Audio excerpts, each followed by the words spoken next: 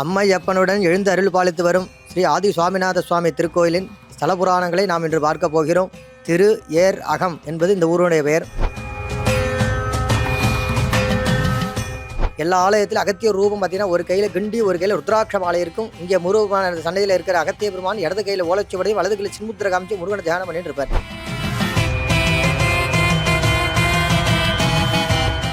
இங்கே சுவாமி வழிபட நமக்கு யமதர்மனும் நம்ம கண்டு அளவு விலகி போவார் அப்படிங்கிறத காலர் கை படிந்து மடியாதே அப்படின்னு இங்கே அருணையினார் திருப்புகளை பதியம் பாடியிருப்பார்.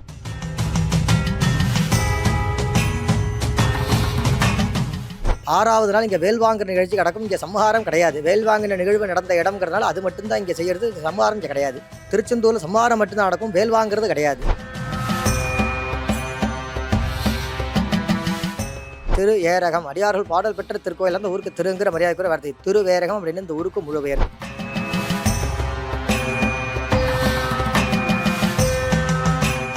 இங்கே சாமியை தரிசனம் பண்ணணும் அப்படின்னா அவனருளாலே அவன்தாள் வணங்கி அப்படின்னு திருவாசகத்தில் சொன்ன மாதிரி இங்கே முருகருமான அவர் நினைச்சால் மட்டும்தான் இங்கே பார்க்க முடியும் அப்படிங்கிறது ஐதியம். கடுக்கன் தியாகராஜருக்கு அதெல்லாம் நடந்தது. அப்படி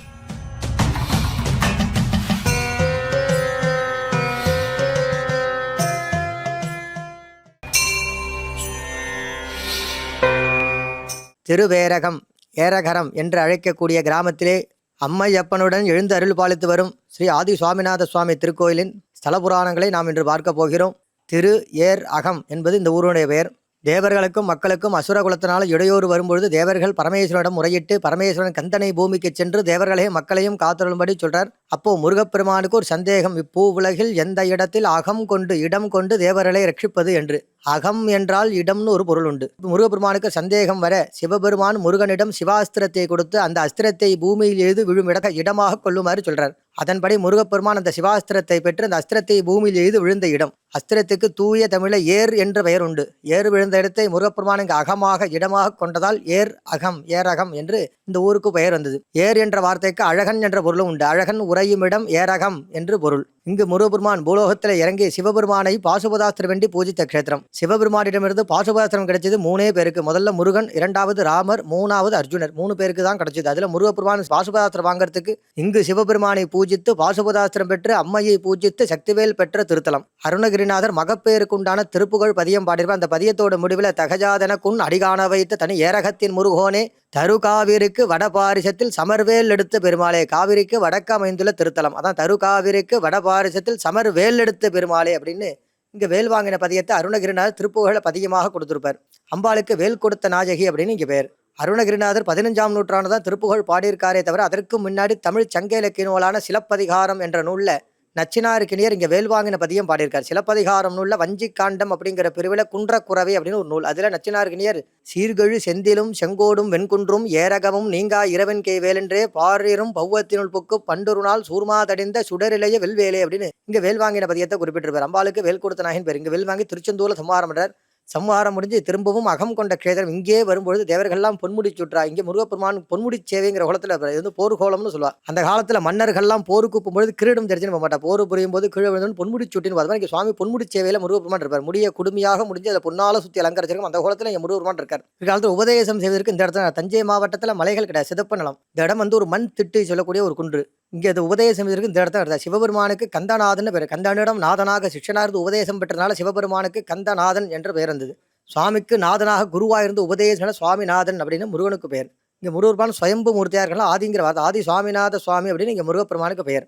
சங்கரன் செவி வழியாக அம்பாள் உபதேசம் பெற்ற திருத்தலம். சிவனார் மனம் குளிர உபதேச மந்திரம் இரு செவிமேதிலும் பகர்சே குருநாதா அப்படின்னு அருணகிரிநாதர் திருப்புகழ பதியமாக பாடியிருப்பார். இங்கே சுவாமி 2 காதிலும் உபதேசம் வாங்குறார். வலது காதில் எனக்கு உபதேசம் பெற்ற அம்மாவும் கேட்கட்டும், இடது காதில் உபதேசம் பண்ணு. சங்கரன் செவி வழியாக இங்கே அம்பாள் உபதேசம் பெற்றனால சங்கர நாயகி அப்படின்னு அம்பாளுக்கு மறு பெயர் வந்தது. அர்த்த மண்டபத்தில் முருகப்பெருமானுடைய அர்த்த மண்டபத்தில் இடது பக்கத்தில் அகத்திய பெருமான் இருக்கார். தந்தைக்குன்னு என்ன உபதேசம் செய்தியோ அதை எனக்கும் செய்யணும் அப்படின்னு அகத்திய பெருமான் உபதேசம் பெற்று முருகனை தியானம் பண்ணிட்டு இருப்பார். எல்லா ஆலயத்திலும் அகத்திய ரூபம் பார்த்தீங்கன்னா ஒரு கையில் கிண்டி ஒரு கையில் ருத்ராட்ச மாலை இருக்கும். இங்கே முருகப்பெருமான சண்டையில் இருக்கிற அகத்திய பெருமான் இடது கையில் ஓலைச்சுவடையும் வலது கையில் சின்முத்திர காமிச்சு முருகனை தியானம் பண்ணிட்டு இருப்பார். வலது பக்கத்தில் விநாயக பெருமான் ஈசனுக்கே உபதேசம் செய்தாக சொன்னால் யாரும் நம்ப மாட்டாங்கிறதால அதற்கு சாட்சியாக தன்னுடைய மூத்த சகோதரன் விநாயகர் பக்கத்தில் இருப்பார். விநாயகர் பெருமான் வலம்புரி விநாயகராக இருப்பார். முருகப்பெருமானுடைய பாதத்தை ஒட்டினா மாதிரியே மயில் இருக்கும். கடுக்கன் தியாகராஜர் இருந்து ஏரக நவரத்ன மாவளையும் 9 பதியம் பாடியிருப்பார். அந்த 9 பதியத்தோட முடிவிலுமே சுவாமிநாத சுவாமி எப்படி காட்சி கொடுத்தாலும் பதியம் பாடியிருப்பார். வண்ணமயில் வாகனா பொன் ஏரகப் பதியில் வளர் சுவாமிநாத ஒரு சுவாமி இங்கே வண்ணமயில் வாகனத்தில் பொன்மையமாக காட்சி கொடுத்ததாக பதியம் பாடிப்பார். சுவாமியோட பாதத்தை ஒட்டினா மாதிரி இங்கே மயில் இருக்கும். அருணகிரினார் எல்லா ஆலயத்துக்கும் திருப்புகழ் பதியம் பாடியிருப்பார். முருகனுடைய தோற்றத்தை வச்சு இங்கே பதியமாக பாடியிருப்பார். இங்கே முருகனுடைய தோற்றத்தை அழகுங்கிற வார்த்தை அவருக்கு தென்பட்டிருக்காது. இங்கே உள்ள முருகமான தோற்றத்தை பார்க்கும்போது அவருக்கு முதல்ல அழகு தான் தென்பட்டுனால அழக திரு ஏரகத்து முருகோனே அப்படின்னு இங்கே பதியமாக பாடியிருப்பார். இங்கே முருகபெருமான் வந்து புத்திரபாகியத்துக்கு பிரதான க்ஷேத்திரம். அப்பா அம்மா 2 பேரும் முன்னாடின்னு இங்கே குழந்தை வழிநடத்துறா. சுவாமிக்கு பின்னாடி இங்கே முருகபெருமான் இருக்கார். ராஜகோலத்தில் குழந்தையா 12 வயசு குழந்தை எப்படி உபதேசம் பண்ணுறாரோ அதே கோலத்தில் இங்கே முருகபெருமான் இருக்கார். அதனால புத்திரபாகியத்துக்கு பிரதான க்ஷேத்திரம். செகமாகி சுற்று என் அகவாழ்வில் வைத்து திருமாது கர்ப்பமுடலூரி அப்படின்னு அருணகிரியாவது மகப்பேருக்கு உண்டான திருப்புகழ் பதியம் பாடின க்ஷேத்திரம். என்னுடைய மனைவிக்கு கர்ப்பம் சேதம் அடைஞ்சு போச்சு, குழந்தை பாக்கியம் இல்லை, இவ்வளவு அழகா இருக்கக்கூடிய நீ என குழந்தையா வரணும்னு இங்கே மகப்பேருக்கு உண்டான பதியம் பாடின க்ஷேத்திரம். மடிமீ தடுத்து விளையாடி நித்தம் மணிவாதின் முத்தி தரவேணும் அப்படிங்கிறார். என் மடிமீது நீயே அனுதினமும் விளையாடணும், உன் மணி போன்ற வாயினால எனக்கு முத்தம் தரணும், அழகா இருக்கக்கூடிய நீயே குழந்தையா வரணும்னு பதியத்தில் இங்கே பாடிவார். இங்கே சுவாமி குழந்தை செல்வமா இருக்கிறனால தேவர சுவாமிகள் கந்தசஷ்டி கவசத்தில் குறிப்பிடுவார். என்றனை ஆளும் ஏரகச் செல்வ, நம் எல்லாரையும் ஆளக்கூடிய செல்வனாக ஏரகச் செல்வ மைந்தன் வேண்டும் வரமகுந்த. மைந்தன்னா குழந்தை பாக்கியத்துக்கு பிரதான க்ஷேத்திரமா இங்கே தேவராஜ சுவாமிகள் கந்தசட்டி வச்சதில் குறிப்பிட்டிருப்பார். இந்த ஆலயத்தில் முதல்ல நக்கீரர் திருமுருகாற்றுப்படை பாடின க்ஷேத்திரம். திரு ஏரகம் என்பது அந்தனர் வாழும் இடம்னு குறிப்பிடுறார். 7 அக்ரஹாரம் இருந்த முதல் க்ஷேத்திரம். இங்கே அந்தனர்கள்லாம் இங்கே சுவாமி எப்படி வழிபட சிவபெருமான்ட்ட பஞ்சாட்சரம் 5 எழுத்து மந்திரத்தையும் அம்பாள்கிட்ட நவாட்சரம் 9 எழுத்து மந்திரம் முருகன்ட்ட சடாட்சரம் 6 எழுத்து மந்திரம்னு சொல்லி வழிபட்டிருக்கா. இங்கே முருகப்பெருமானுக்கு பார்த்தீங்கன்னா சுவாமி குழந்தை செல்வமா இருக்கார். கல்யாண வயசு வரும்போது தான் ஒரு பையனுக்கு சிரஞ்சீவி திருநறை செல்வன்கிற பட்டம் கொடுப்பா. இங்கே முருகப்பெருமான் குழந்தையா இருந்தால் குமாரன் செல்வன்கிற பட்டம் தான் கொடுப்பா. அதனால் இங்கே முருகப்பெருமானுக்கு குழந்தையா இருக்கிறதுனால குமாராய நம அப்படிங்கிற 6 எழுத்து சொல்லி அந்தனர்கள் இங்கே வழிபட்டதாக புராணம். நக்கீரர் திருமுருகாற்றுப்படையில் கொடுப்பார். இந்த 6 எழுத்து மந்திரத்தையும் சொல்லி வழிபட்டு முருகப்பெருமான் இங்கே சந்தோஷமா ஏரகத்தில் அமர்ந்திருக்கார் அப்படின்னு ஏரகத்து உரைதலும் உரியனதான் என்று அப்படின்னு நக்கீரர் திருமுருகாற்றுப்படையில் பதியமாக பாடியிருப்பார். 2வதா பாடினது கச்சியப்ப சிவாச்சாரர் கந்த புராணம். திருவண்ணாமலை எப்படி நினைத்தாலே முக்தி தரும் க்ஷேத்திரமோ அதே மாதிரி இங்கே உள்ள ஏரகத்திரவை நினைக்கும் போது மறுபிறவி கிடையாதுங்கிறார். நீரகத்தேதனை நினையும் அன்பினோர் பேரகத் தலைமரும் பிறவி நீத்திரும் அப்படிங்கிறார். இங்கே முருகப்பெருமான் முதல்ல அகமாக கொண்ட க்ஷேத்திரம் தலைவனா இருக்கார். இங்கே தாரகத்துருவமாம் தலைமை எய்திய ஏரகத் தருமுகன் அடிகளேத்துவம் அப்படின்னு கச்சியப்ப சிவாச்சாரர் கந்தபுராணம் பாடின க்ஷேத்திரம். 3வதாக சிலப்பதிகாரத்தில் நச்சினார்கினியர் வேல் வாங்கின பதியம். 4வது கடுக்கன் தியாகராஜ தேசிகர் ஏரக நவரத்ன மாமலை பதியம் பாடி கடைசியில் 15ஆம் நூற்றாண்டு அருணகிரினார் இங்கே திருப்புகழ் பதியம் பாடின க்ஷேத்திரம். ஆலயத்தோடு வயசுகனுக்கு 3700 வருஷம் சோழர் காலத்தில் கட்டின திருக்கோயில். திருச்செந்தூருக்கு முன்னாடி இங்கே வேல் வாங்கின க்ஷேத்திரங்கிறனால ஆலயத்தோட வயசுகனுக்கு 3000 சுவாமிக்கு வயசுகணக்கு கிடையாது. சுவாமி சுயம்பு மூர்த்தியா இருக்கார். சோழர் காலத்தில் கட்டின திருக்கோயில் பிற்காலத்தில் சிதலமடைஞ்சு போய் திரும்பவும் 1500 வருஷத்துக்கு முன்னாடி விக்ரம சோழ மன்னர் இந்த திருக்கோயிலை இதே கருங்கல்லை கொண்டு திருப்பியும் புனரமைப்பு பண்ணி கட்டினதாக புராணம். அதன் பிறகு பிற்காலத்தில் ஆலயம் சிதலம் அடைஞ்சு போய் திரும்பவும் பிற்காலத்தில் கட்டினது இந்த இடங்கள். இதில் மிஞ்சி போனது சுவாமியோடைய மண்டபம், நடந்து வர்ற மண்டபம், சுற்றுப்புறகாலங்கள் பிற்காலத்தில் கட்டினது. இதில் கருங்கல்ல இந்த சுவாமியோட மண்டபங்கள்லாம் கருங்கல் கட்டுமான பணியிலே இருக்கும். சுவாமிக்கு வயசு கணக்கு கிடையாது. முருகப்பெருமான் சுயம்பு விக்கிரகமாக இருக்கார். இங்கே இந்த ஆலயம் வந்து பார்த்தீங்கன்னா 5 பிரகாரங்களோட கருங்கல் திருப்பணியில் காலத்தில் இருந்த க்ஷேத்திரம் இது. முருகப்பெருமான் இங்கே தந்தைக்கு உபதேசம் என்ன இடம் வேல் வாங்கின இடம் அப்படிங்கிறனால இங்கே முருகப்பெருமான் பிரகாரம் தந்தைக்கே ஞான குருவா இருக்கார். 7 உலகத்துக்கு பரமேஸ்வரன். அவர் இருந்து ஞானத்துக்கு அதிபதி யாருன்னு கேட்டால் பரமேஸ்வரன். அந்த ஞானாதிபதிக்கே இங்கே சுவாமி முருகன் ஞானத்துக்கு அதிபதியாக இங்கே தந்தைக்கு குருவாக இருந்திருக்கார். 2வதாக அகத்திய மாமுனி, அவருக்கும் இங்கே ஞான குருவாக இருந்திருக்கார். தந்தைக்கு என்ன உபதேசம் இல்லையா எனக்கும் செய்யணும்னு அகத்திய பெருமான உபதேசம் பெற்ற திருத்தலம். அதனால இங்கே அகத்தியருக்கும் ஞான குருவாக இருக்கார். அதனால இங்கே முருகப்பெருமான்ட்ட இங்கே நம்ம குலங்கோத்திரம் சொல்லி அர்ச்சனை செய்யணும், தரிசனம் பண்ணாலே இங்கே ரெட்டிப்பு மடங்கு பலன். இங்கே சுவாமிட்டம் குலங்கோத்திரம் சொல்லி அர்ச்சனை செய்யணும் அப்படிங்கிற இது கிடையாது. இங்கே சுவாமிகிட்ட தரிசனம் பண்ணாலே ரெட்டிப்பு மடங்கு பலன். ஓம் எழுத்தில் அன்பு மிக ஊறி ஓவியத்தில் அந்த ஒரு வாய்ங்கிற இங்கே சுவாமி எப்படி குழந்தையா நம்ம எப்படி அன்பா பார்ப்போமோ அது மாதிரி இங்கே ஓம் எழுத்தில் அன்பு மிக ஊறி அப்படிங்கிறார். ஒரு குழந்தைகிட்ட எப்படி அன்பா இருப்போம் அது மாதிரி இங்கே அன்போட வழிபடும் போது ஓவியத்தில் அந்த ஒரு வாயி அப்படிங்கிறார். ஓவியத்தை பூர்த்தி செஞ்சா பார்க்க எவ்வளவு அழகா இருக்குமோ அது மாதிரி நம்ம வாழ்க்கையை எந்தவித இடையூறு எல்லாம் பூர்த்தி செஞ்சு கொடுத்துருவார். ஏவவர போயிருந்த மயில் வீரா ஏரகத்தமர்ந்த பெருமாளே அப்படின்னு அந்த ரெட்டிப்பு மடங்கா பலனா கொடுத்து நமக்கு ஓவியத்தை பூர்த்தி செஞ்சாமல் நம்ம வாழ்க்கையை அழகா பூர்த்தி செஞ்சு கொடுத்துருவாருன்னு அருணகிரிநாதர் திருப்புகழ் பதிகமாக பாடின க்ஷேத்திரம். இங்கே முருகப்பெருமான் எப்படி இருக்காருன்னா சத்ரு சம்ஹார ரூபமாக இருக்கார். சத்ரு ரூபமாக இருக்கக்கூடிய அசுர குலத்தை அழிக்கிறதுக்கு இங்கிருந்து வேல் வாங்கி புறப்படுறதால சத்ரு சம்ஹார ரூபமாக இங்கே முருகப்பெருமான் இருக்கார். சத்ரு சம்ஹார திருசதை நாமாவளி அப்படிங்கிறது பிறப்பிடம். எல்லா ஆலயத்திலும் நடக்கும். இது பிறப்பிடம் இங்கே. அந்த நாமாவளியில் ஜமாதர்மஹா ஜமதர்ம பூஜிதாதர்மஹா அப்படின்னு நாமாவளியில் வரும். ஜமதர்மனும் முருகப்பெருமானுடைய கோபத்துக்கு அஞ்சு பூஜித்த க்ஷேத்திரம் இது. அதனால தான் காமியத்தெழுந்து இளையாதே காலர் கைப்படிந்து மடியாதே. காலர்னா யமதர்மன், யமதருடைய கைப்படிந்து நம்மளும் மடியக்கூடாது அப்படின்னா ஏரகத்திரவனை வழிபடணும் அப்படிங்கிறார். இங்கே சுவாமி வந்து வழிபட நமக்கு யமதர்மனும் நம்ம கண்டு அளவு விலகி போவார் அப்படிங்கிறத காலர் கைப்படிந்து மடியாதே அப்படின்னு இங்கே அருணகிரிநாதர் திருப்புகழ் பதிகமாக பாடியிருப்பார். இங்கே சுவாமி யமதர்மனும் பூஜித்த க்ஷேத்திரம் இங்கே முருகப்பெருமான். அதனால இங்கே சுவாமி வந்து வேண்டவே யமதர்மனும் காலனும் நம்மளை கண்டு அஞ்சுவாள் அப்படிங்கிறார். இங்கே வந்து அம்பாள் வந்து எப்படின்னா சுவாமி அம்பாள் இருவருமே இங்கே குழந்தை மேலே அவ்வளோ பிரியமாக இருக்கா. தான் குழந்தை போருக்கு போகிறான், என் குழந்தைக்கு எதுவும் ஆகக்கூடாது அப்படின்னு அம்பாள் தன்னுடைய சக்தி எல்லாத்தையும் ஆயுதமாக மாற்றி சக்தி ஆயுதமாக கொடுக்குறாரு. சுவாமி இங்கே பாசுபதாத்திரம் கொடுத்த க்ஷேத்திரம். அதனால் இங்கே அப்பா அம்மா 2 பேரும் குழந்தை மேலே அவ்வளோ பிரியமாக இருக்கா. இங்கே சுவாமியை தரிசனம் பண்ணால் பாதி பலன், முருகனை தரிசனம் பண்ணால் ரெட்டிப்பு மடங்கு பலன். அதான் இங்கே உள்ள முருகப்பெருமான சிவ சுப்பிரமணிய சுவாமி அப்படின்பா. சுவாமியை தரிசனம் பண்ணி முருகனை தரிசனம் பண்ணால் முழு மடங்கு பலன். இங்கே இது வந்து எப்படின்னா ஆலயத்தோட பிரதான உற்சவங்கிறது கந்தசட்டி உற்சவம். இந்த கந்தசட்டியில் வந்து பார்த்தீங்கன்னா 6வது நாள் இங்கே வேல் வாங்குற நிகழ்ச்சி நடக்கும். இங்கே சம்ஹாரம் கிடையாது. வேல் வாங்கின நிகழ்வு நடந்த இடம்ங்கிறதுனால அது மட்டும்தான் இங்கே செய்யறது. சம்ஹாரம் இங்கே கிடையாது.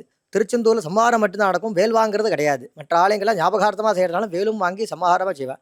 முருகப்பெருமான் இங்கே ஈரேழு உலகத்தை பரமேஸ்வரன் அவருக்கே உபதேச விதானம் கூட சுவாமிக்கு தெரியாத மந்திரமும் கிடையாது, பொருளும் கிடையாது. சிவபெருமானுடைய அனுகிரகம் இல்லாமல் எதையும் செய்ய முடியாது அப்படிங்கிற உணர்த்தும் விதமாகத்தான் பூலோகத்தில் இறங்கி முருகப்பெருமான் அப்பா அம்மா இருவரையும் பூஜித்த க்ஷேத்திரம். அப்பா அம்மாவை முறையை பூஜிக்கணும் அப்படிங்கிறதுக்காக இடது பக்கத்தில் கோவில் இடது பக்கத்தில் தடாகம் சரவண பொய்கிற தீர்த்தம் உண்டு பண்ணி அப்பா அம்மாவை பூஜித்த க்ஷேத்திரம். முருகப்பெருமான் அஸ்திரம் ஏது விழுந்த இடம் கிணறு தீர்த்தம், வஜ்ர தீர்த்தம்னு சொல்லக்கூடிய தீர்த்தம்.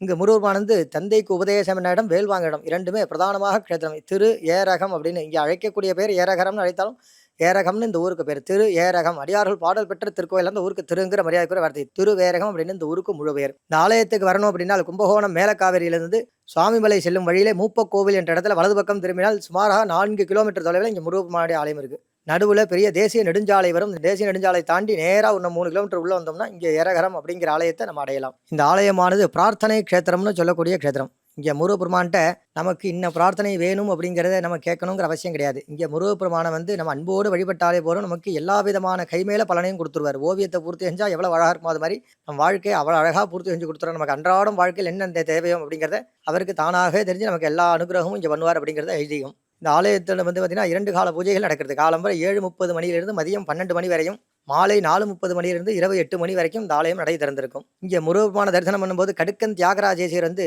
2-3 தடவை இங்கே தரிசனம் பண்ணி வரும்போது சுவாமி இருள்மயமாக காட்சி கொடுத்தாரு, யாருக்கும் காட்சி கொடுக்கல அப்படின்னு இங்கே அருணகிரிநாதர் வந்து கடுக்கன் தியாகராஜர் இங்கே சுவாமியை தரிசனம் பண்ண முடியலன்னு மிகவும் வருத்தம் அளித்தது. அப்போ கடுக்கன் தியாகராஜர் பதியம் பாடுறார், ஒரு தரம் சரவணபாஜ் என்று சொல்பவர் உள்ளத்தில் நிலைத்ததெல்லாம் உடனே கைகூடும் என வேதங்கள் மொழிதே அப்படிங்கிறார். அப்படின்னு வேதத்திலையுமே சொல்லியிருக்கு.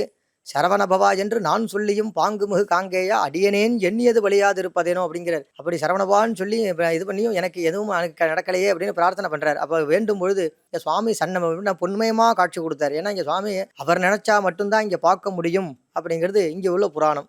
இங்கே சுவாமியை தரிசனம் பண்ணணும் அப்படின்னா அவனருளாலே அவன்தாள் வணங்கி அப்படின்னு திருவாசகத்தில் சொன்ன மாதிரி இங்கே முருகப்பெருமான் அவர் நினைச்சால் மட்டும்தான் இங்கே பார்க்க முடியும் அப்படிங்கிறது ஐதீகம். கடுக்கன் தியாகராஜருக்கு அதெல்லாம் நடந்தது. அப்படி இது பண்ணும்போது தான் சுவாமி இங்கே பொன்மயமாக காட்சி கொடுத்தனால தான் வண்ணமயில் வாகனா பொன் ஏரக பதையில் வளர் சுவாமிநாத குறவே அப்படின்னு 2-3 தடவை இருள்மயமாக காட்சி கொடுத்தாலும் கடைசியில் அவருக்கு பொன்மயமாக காட்சி கொடுத்தாரு. ஏன்னா அவர் ரொம்ப அன்பு வச்சு இங்கே முருகன் மேலே அன்பு வச்சு வழிபட்டதால் அவருக்கு பொன்மயமாக காட்சி கொடுத்ததாக திருத்தலம். அதனால் இங்கே சுவாமி அன்போடு வழிபடும்போது நமக்கு எல்லா விதமான பிரார்த்தனை நமக்கு செஞ்சு கொடுத்துறார் அப்படிங்கிறது ஐதீகம். வெற்றிவேல் முருகனுக்கு அரோகரா.